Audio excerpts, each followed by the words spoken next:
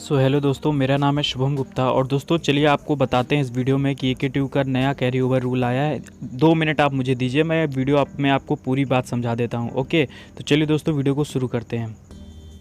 दोस्तों यहाँ पे ऑल कोर्सेस मतलब बी फार्मा को छोड़कर बाकी जितने भी कोर्सेज हैं उन सबका एक सिंपल सा फंडा है कि ऑड में जो बैक आती है उसका ऑड में ही अगले साल ऑड में ही मतलब उसका पेपर होता है। ठीक है, तो ये बात आपको एकदम अच्छे से पता होगी कि अगर सेमेस्टर 1 में आपकी बैक आई है तो आपका अगले साल ही पेपर दोगे आप सेमेस्टर 3rd में।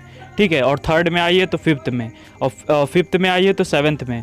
ठीक है, तो आप ये बात एकदम समझ रहे होगे। और इसी तरह अगर 2nd में आई है तो 4th में, और 4th में आई है तो 6th में, और 6th में आई है तो 8th में। ठीक है, मतलब इवन का इवन में और ऑड का ऑड में। तो ये बात आप समझ गए। ओके, अब बी फार्मा का क्या खेल है। बी फार्मा के फर्स्ट ईयर और सेकेंड ईयर में एक रूल लागू होता है जिसकी वजह से ये मतलब ये जो रूल है कैरी ओवर का उनका रूल है वो थोड़ा बदल जाता है। तो चलिए दोस्तों देखते हैं उनका क्या ऐसा रूल है। तो दोस्तों जैसा कि आप लोग देख सकते हैं यहाँ पर हमने 2 पार्ट में बी फार्मा का कैरी ओवर रूल मैंने मतलब बांट के रखा है। तो यहाँ पर देखिए दोस्तों NPTY और NPFY मतलब non promoted 3rd year, non promoted 4th year, ये रूल है इसका। ठीक है, तो इसके अनुसार कहने का मतलब क्या है इसमें कि अगर आप फर्स्ट ईयर और सेकेंड ईयर के स्टूडेंट हैं तो आप अगले ही सेमेस्टर में, जैसे मान लीजिए आपका फर्स्ट ईयर में है आप और सेमेस्टर 1 में आपकी बैक आ जाती है तो आप अगले ही सेमेस्टर में उसका एग्ज़ाम दे सकते हैं। अगले सेमेस्टर में फिर भी ना क्लियर हो तो फिर अगले सेमेस्टर में।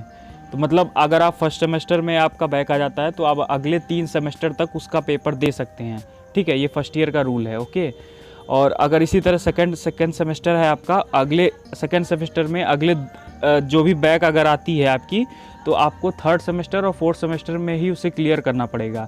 अगर आप फर्स्ट ईयर के सारे सब्जेक्ट जब तक क्लियर नहीं करोगे तब तक आपका 3rd ईयर में प्रमोशन नहीं किया जाएगा। दोस्तों आप सेकेंड ईयर के स्टूडेंट हैं और आपका 3rd सेमेस्टर में बैक आ जाती है, ठीक है, तो आप उसका पेपर दे सकते हैं, 4th में दे सकते हैं, 5th में दे सकते हैं और 6th में दे सकते हैं। ठीक है, और अगर आप सेमेस्टर 4 में हैं और आपकी बैक आ जाती है तो आप अगले 2 सेमेस्टर में उसका पेपर दे सकते हैं।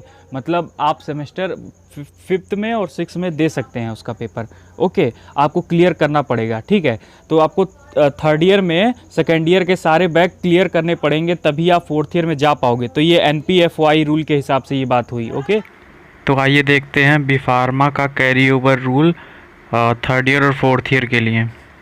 दोस्तों ये एकदम सेम टू सेम है कि अगर आप 3rd ईयर में अगर आपका कोई भी बैक आता है तो वो जैसे आपके 3rd ईयर के इवन सेमेस्टर में आया है तो आपको 4th ईयर के इवन सेमेस्टर में उसका पेपर आप देंगे। मतलब ये सेम एज ऑल कोर्सेज़ की तरह है, मतलब समझ रहे हैं आप, बाकी कोर्सों की तरह जैसे बीटेक का होता है। ओके, तो आप समझ गए होंगे जो रूल लागू हुआ है वो NPTY और NPFY जो रूल है वो उसके हिसाब से अगर आपका फर्स्ट ईयर में कोई बैक है तो आप जब तक क्लियर नहीं कर लेते उसको तब तक आप 3rd ईयर में नहीं जा सकते, और अगर आप सेकेंड ईयर में आपका कोई बैक है तो अगर जब तक आप क्लियर नहीं करेंगे तब तक आप 4th ईयर में नहीं जा सकते। ठीक है, तो आई होप आपको वीडियो समझ में आ गई होगी। तो दोस्तों आपको अगली वीडियो में, तब तक के लिए नमस्कार। और दोस्तों वीडियो को लाइक ज़रूर कर दिएगा और चैनल को सब्सक्राइब कर दिएगा।